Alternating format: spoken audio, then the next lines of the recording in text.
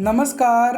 RACIT exam की तैयारी करने के लिए आपका RACIT गुरुजी यूट्यूब चैनल पर हार्दिक स्वागत है। हम रोज़ाना आपके लिए नए नए और महत्वपूर्ण प्रश्न उत्तर लाते हैं जिनकी आपकी परीक्षा में आने के बहुत ही ज़्यादा चांसेज होते हैं।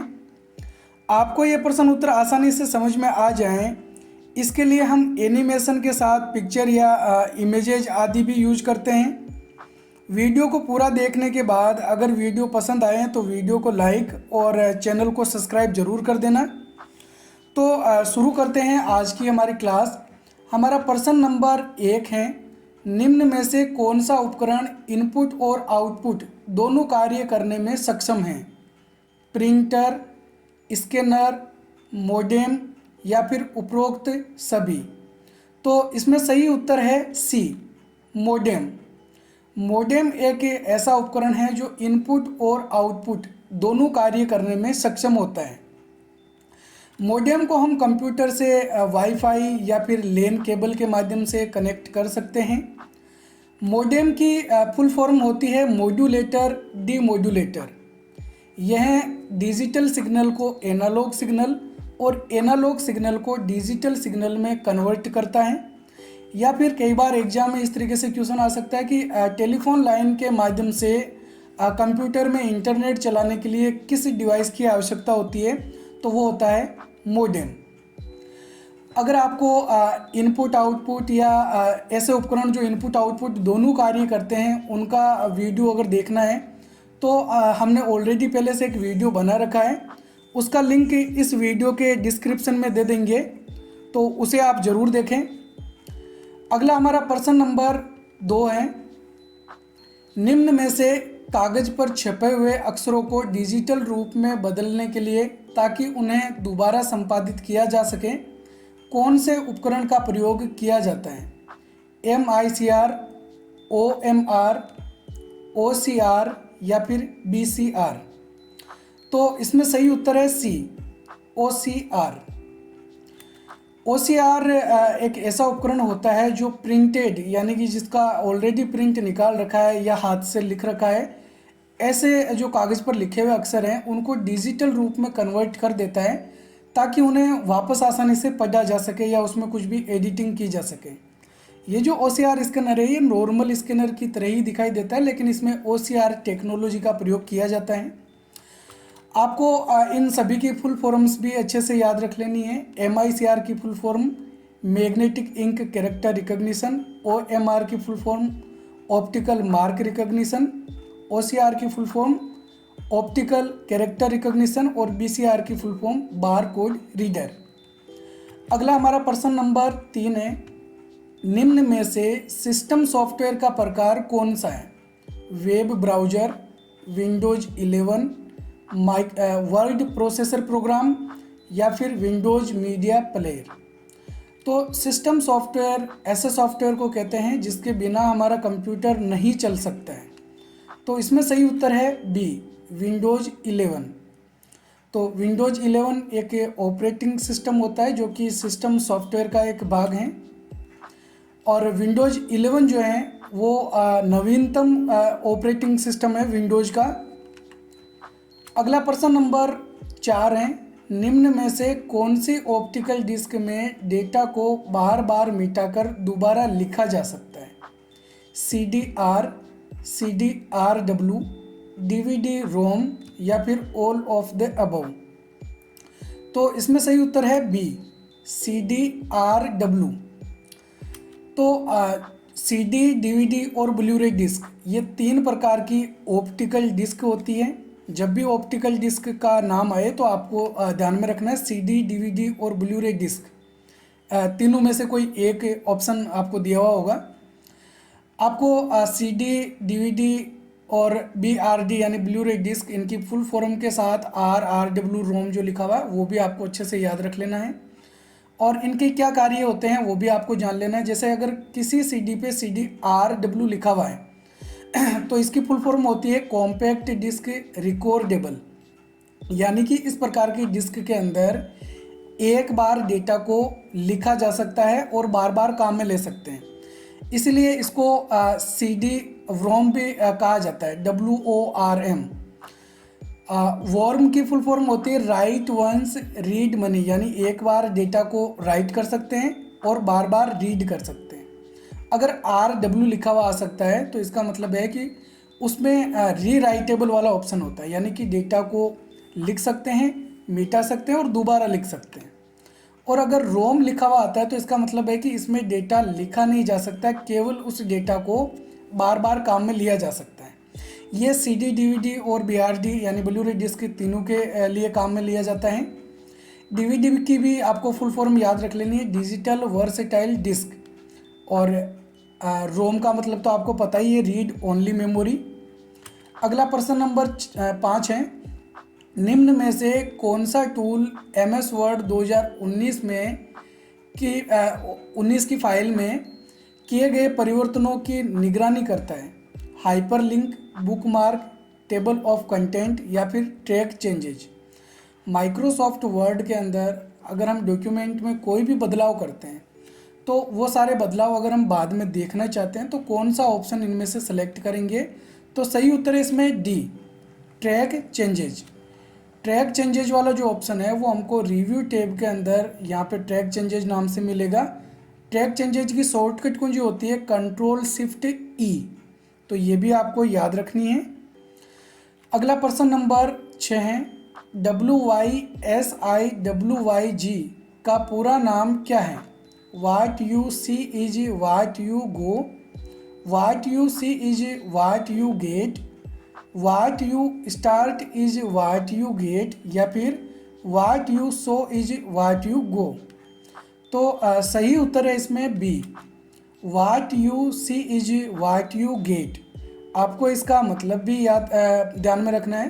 what you see का मतलब होता है जैसा हम देखेंगे वैसा ही हमको वापस मिलने वाला है। जैसे हम कंप्यूटर मॉनिटर स्क्रीन पे जो भी देखते हैं, जब हम उसका प्रिंट आउट निकालते हैं तो वैसा ही प्रिंट आउट निकल कर आता है। तो ये what you see is what you get का एक उदाहरण है। अगला प्रश्न नंबर 7 है, एक्सेल में अक्सर उपयोग किए जाने वाले टूल्स जैसे save, open, undo, redo, print आदि जिन्हें सिंगल क्लिक से प्रयोग कर सकें कौन सी पट्टी में मौजूद होते हैं? Status bar, task bar, quick access tool bar या फिर फॉर्मूला बार। तो इसमें सही उत्तर है C, quick access tool bar. Microsoft Excel, Word, PowerPoint या फिर अपन MS पेंट की बात करें तो इस प्रकार के जो टूल्स हैं उनके अंदर हमको क्विक एक्सेस टूल बार मिलेगी, जो कि सबसे ऊपर वाली पट्टी यानी कि टाइटल बार के लेफ्ट साइड में मौजूद होती है, जिसके अंदर हमको यहाँ पे सेव, अंडू, रीडू, प्रिंट इस प्रकार के जो टूल्स हैं वो मिलते हैं। अगला प्रश्न नंबर 8 है, MS पावर पॉइंट 2019 को खोलने के लिए रन बॉक्स में क्या टाइप करना होगा? Power point, power PNT, power या फिर पावर 19। तो इसमें सही उत्तर है B, power PNT। Run box को ओपन करने की शॉर्टकट कुंजी Window+R होती है। उसके बाद यहाँ पे पावर PNT लिख के जैसे ही हम ओके पे क्लिक करेंगे तो माइक्रोसॉफ्ट पावर पॉइंट ओपन हो जाएगा। ये हम माइक्रोसॉफ्ट पावर पॉइंट 2007 यूज कर रहे हैं, 10 यूज कर रहे हैं या 2019 यूज कर रहे हैं, सभी के लिए हमको यही टेक्स्ट लिखना है, पावर PNT। और ध्यान में रखना, रन बॉक्स के अंदर हम जब भी कोई टेक्स्ट लिखते हैं तो उसमें स्पेस नहीं देना है। अगला प्रश्न नंबर 9 है, कंप्यूटर में ऑपरेटिंग सिस्टम की लोडिंग क्या कहलाती है? फॉर्मेटिंग, बूटिंग, डिबगिंग या फिर कंपाइलिंग। तो इसमें सही उत्तर है B। जब हमारा कंप्यूटर हम स्टार्ट करते हैं, कंप्यूटर लोड होता है ऑपरेटिंग सिस्टम, तो इस प्रक्रिया को बूटिंग प्रोसेस कहा जाता है। नेक्स्ट प्रश्न नंबर 10 है, MS एक्सेल 2019 में बनने वाली फाइल को क्या कहा जाता है? डेटाबेस, वर्कबुक, डॉक्यूमेंट या फिर प्रेजेंटेशन। तो इसमें सही उत्तर है B, वर्कबुक। वर्कबुक जो है वो कई सारी वर्कशीट से मिलके बनती है, जिनको हम स्प्रेडशीट भी बोलते हैं। तो जो फाइल बनती है एक्सेल के अंदर उसको वर्कबुक कहा जाता है, और वर्कबुक कई वर्कशीट या स्प्रेडशीट से मिलकर बनती है। अगला हमारा प्रश्न नंबर 11 है, निम्न में से कॉम्बिनेशन कुंजियाँ कौन सी है? Caps lock, num lock and scroll lock, alt control and shift, F1 F2 F3 या इस तरीके से F12 तक की जो कुंजियाँ हैं, या फिर उपरोक्त सभी। तो इसमें सही उत्तर है बी। कॉम्बिनेशन कीज जो हैं वो एल्ट कंट्रोल और शिफ्ट कुंजियों को कहा जाता है। ऐसी कुंजियाँ जो ऐसी कुंजियाँ जो किसी दूसरी कुंजियों के साथ मिलकर काम करती है उनको हम बोलते हैं कॉम्बिनेशन कीज। और जैसे कैप्स लॉक, नम लॉक और स्क्रॉल लॉक जो ऑन ऑफ वाली कुंजियाँ हैं, आपको कल के वीडियो में ही बताया था, उन कुंजियों को हम बोलते हैं टॉगल कीज। और जो F1 से लेकर F12 तक की कुंजियाँ हैं इनको फंक्शन कुंजियाँ कहा जाता है। तो कॉम्बिनेशन कुंजियाँ कौन सी होती है? जो किसी दूसरी कुंजियों के साथ मिलके काम करती है। अगला हमारा प्रश्न नंबर 12 है, MS पावर पॉइंट 2019 में चयनित ऑब्जेक्ट का आकार बढ़ाने, घटाने, कलर बदलने या केंद्र पर घुमाने के लिए किस प्रकार के एनिमेशन को चुनना होगा? एंट्रेंस, इम्फेसिस, एग्जिट या फिर मोशन पाथ्स। तो ये सभी आपको अच्छे से याद रख लेना है। इसमें सही उत्तर है बी, इम्फेसिस। इम्फेसिस वाला जो इफ़ेक्ट होता है वो ऑब्जेक्ट पे उसी समय कुछ इफ़ेक्ट लागू करने के लिए किया जाता है, और एंट्रेंस वाला जो इफ़ेक्ट होता है वो किसी ऑब्जेक्ट की एंट्री करवाने के लिए होता है। जैसे अभी हमने इस इमेज की एंट्री करवाई है।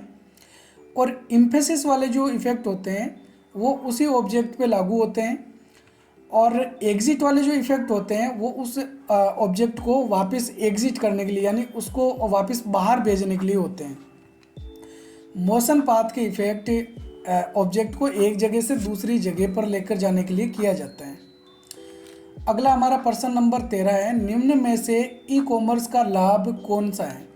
उत्पादक की श्रृंखला और समय की बचत, पैसे की बचत और सामान लौटाना, भुगतान के कई विकल्प या फिर उपरोक्त सभी। तो इसमें सही उत्तर है डी, उपरोक्त सभी। तो ये सभी जो हैं वो ई कॉमर्स के लाभ या बेनिफिट हो सकते हैं। उत्पादक की श्रृंखला होती है और समय की बचत भी होती है, यानी कि हम कितना भी सामान ऑनलाइन ऑर्डर कर सकते हैं, हमको मिल जाएगा। समय की भी बचत होती है और पैसों की भी बचत होती है, और सामान को हम कभी भी वापस लौटा सकते हैं। भुगतान के कई विकल्प होते हैं, हम कैश ऑन डिलीवरी वाला ऑप्शन चुन सकते हैं, या फिर अपने ATM कार्ड से भुगतान कर सकते हैं, नेट बैंकिंग का प्रयोग किया जा सकता है। तो कई प्रकार के हमको विकल्प मिल जाते हैं। अगला प्रश्न नंबर 14 है, विंडोज 11 में कंप्यूटर को शटडाउन करने के लिए निम्न में से कौन सा बटन चुनना होगा? Power button, file menu, control button या फिर एंटर बटन। तो इसमें सही उत्तर है ए, पावर बटन।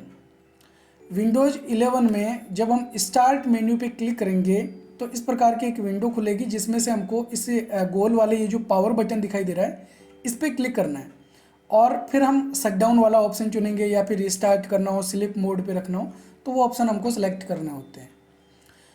नेक्स्ट प्रश्न नंबर 15, निम्न में से किस शॉर्टकट का प्रयोग डॉक्यूमेंट में टेक्स्ट को पेज के बीच में रखने के लिए किया जाता है? Ctrl+C, Ctrl+E, Ctrl+S या फिर Ctrl+L। तो इसमें सही उत्तर है बी, Ctrl+E शॉर्टकट कुंजी का हम प्रयोग करते हैं कोई भी टेक्स्ट को सेंटर में रखने के लिए, यानी कि पेज के बीच में लाने के लिए। तो जो अलाइनमेंट वाले ऑप्शन है वो हमको माइक्रोसॉफ्ट वर्ड में 4 मिलते हैं: align text left, centre, right और जस्टिफाई। अलाइन टेक्स्ट लेफ्ट जो भी टेक्स्ट या ऑब्जेक्ट होते हैं उनको लेफ्ट साइड में रखता है, जो कि डिफ़ॉल्ट होता है, और सेंटर वाला पेज के बीच में लेके आ जाता है, राइट वाला राइट साइड में लेके चला जाएगा, और जस्टिफाई क्या करेगा? पैराग्राफ को दोनों तरफ से एक सीध में रखेगा। अगला हमारा प्रश्न नंबर 16 है, MS वर्ड में Ctrl+Return शॉर्टकट का प्रयोग किस लिए किया जाता है? कॉपी पेस्ट करने के लिए, कट पेस्ट करने के लिए, पेज ब्रेक लगाने के लिए, या फिर पेज को डिलीट करने के लिए। तो इसमें सही उत्तर है सी, पेज ब्रेक लगाने के लिए। रिटर्न कुंजी को एंटर कुंजी भी कहा जाता है, यानी कि क्या शॉर्टकट कुंजी होगी, कंट्रोल के साथ में एंटर, जिसको हम रिटर्न कुंजी बोलते हैं। तो कंट्रोल एंटर बटन हम जब दबाते हैं तो जो हमारा कर्सर होता है वो पेज के अगले वाले पेज में चला जाता है। कर्सर के आगे अगर कुछ टेक्स्ट लिखे हुए हैं तो वो भी कर्सर के साथ अगले वाले पेज में चले जाते हैं। माइक्रोसॉफ्ट वर्ड के इंसर्ट टैब के अंदर हमको पेज ब्रेक वाला ऑप्शन मिलता है। यहीं पे हमको टेबल या पिक्चर, हाइपरलिंक इंसर्ट करने के ऑप्शन मिलते हैं। नेक्स्ट प्रश्न नंबर 17 है, निम्न में से HTML का प्रयोग किस लिए किया जाता है? डिवाइस ड्राइवर्स हेतु, वेब पेज निर्माण हेतु, प्रिंटिंग हेतु, या फिर डेटाबेस बनाने हेतु। तो इसमें सही उत्तर है बी, वेब पेज निर्माण हेतु, यानी कि वेब पेज बनाने के लिए। वेब पेज किसे कहा जाता है? इंटरनेट का जो पेज होता है, इंटरनेट पे हम जो पेज देखते हैं उसको वेब पेज बोलते हैं। HTML जो लैंग्वेज होती है, आपको HTML की फुल फॉर्म भी याद रखनी है। HTML की फुल फॉर्म होती है हाइपर टेक्स्ट मार्कअप लैंग्वेज। तो HTML लैंग्वेज किस लिए काम में ली जाती है? वेब पेज बनाने के लिए। अगला प्रश्न नंबर 18 है, MS वर्ड 2019 में किसी पैराग्राफ का पहला अक्षर आकार में कुछ लाइनों में बड़ा लिखने के लिए कौन सा टूल प्रयोग करते हैं? Grow font size, shrink font size, smart art, या फिर ड्रॉप कैप। तो इसमें सही उत्तर है D, drop cap. Microsoft word के अंदर अगर हमको पैराग्राफ का पहला अक्षर आकार में कुछ बड़ा लिखना है तो उसके लिए हम ड्रॉप कैप वाला ऑप्शन चुनते हैं, जो कि हमको इंसर्ट टैब में ये यहाँ पे मिलता है, ड्रॉप कैप। ड्रॉप पैड हम इस तरीके से करवा सकते हैं, एक तो जैसे अभी हमने यहाँ पे करवा रखा है ये ड्रॉप पैड वाला ऑप्शन चुन के, और दूसरा इन मार्जिन रख सकते हैं, यानी कि ये जो खाली जगह हमको दिखाई दे रही है ये वी इधर चला जाएगा। तो डिफ़ॉल्ट रूप से ये 3 लाइनों को ड्रॉप कर रहा होता है, लेकिन अगर हम चाहें तो 3 से ज़्यादा लाइनों को भी ड्रॉप करवा सकते हैं। इसके लिए हमको ड्रॉप कैप ऑप्शंस पे क्लिक करके जितनी लाइनों को ड्रॉप करवाना है उतनी लाइनों वाला ऑप्शन सेलेक्ट करना होता है। तो ठीक है, नेक्स्ट प्रश्न नंबर 19, निम्न में से सही विकल्प कौन सा है? याहू, बिंग और गूगल क्रोम सर्च इंजन के प्रकार हैं। इंकजेट, लेजर और डॉट मैट्रिक्स प्रिंटर के प्रकार हैं। रैम और कैश मेमोरी में डेटा स्थायी रूप से स्टोर होता है, या फिर उपरोक्त सभी विकल्प सही है। तो एक बार आप खुद थोड़ा अंदाज़ा लगाओ इसमें कौन सा जो विकल्प है वो सही हो सकता है। यहाँ पे याहू, बिंग और गूगल क्रोम क्या सर्च इंजन होते हैं? तो ये गलत है, क्योंकि याहू और बिंग तो सर्च इंजन होते हैं लेकिन गूगल क्रोम सर्च इंजन नहीं है। ये क्या है? एक ब्राउज़र होता है। गूगल सर्च इंजन होता है लेकिन गूगल क्रोम एक ब्राउज़र होता है, तो ये विकल्प इसमें गलत हैं। रैम और कैश मेमोरी में डेटा स्थायी रूप से स्टोर नहीं होता है। रैम और कैश मेमोरी में डेटा अस्थायी रूप से स्टोर रहता है, तो ये विकल्प भी इसमें गलत है। इंकजेट, लेजर और डॉट मैट्रिक्स ये जो प्रिंटर है, ये जो हैं वो प्रिंटर के प्रकार होते हैं, तो इसलिए इसमें सही आंसर होगा बी, इंकजेट, लेजर और डॉट मैट्रिक्स प्रिंटर के प्रकार हैं। अगला हमारा प्रश्न नंबर 20 है, निम्न में से कौन से सोशल नेटवर्किंग साइट को व्यावसायिक नेटवर्किंग और नौकरी सर्च के लिए जाना जाता है? इंस्टाग्राम, लिंक्डइन, फेसबुक या फिर स्नैपचैट। तो इसमें सही उत्तर है बी, लिंक्डइन। तो लिंक्डइन जो सोशल नेटवर्किंग वेबसाइट है वो ज़्यादातर प्रोफेशनल लोगों के द्वारा यूज की जाती है। तो ठीक है, ये थे आज के हमारे 20 महत्वपूर्ण प्रश्न उत्तर। अगर आपको हमारा वीडियो अच्छा लगा तो वीडियो को लाइक, और आपके सभी दोस्त जो RSCIT परीक्षा की तैयारी कर रहे हैं उन्हें शेयर कर दें।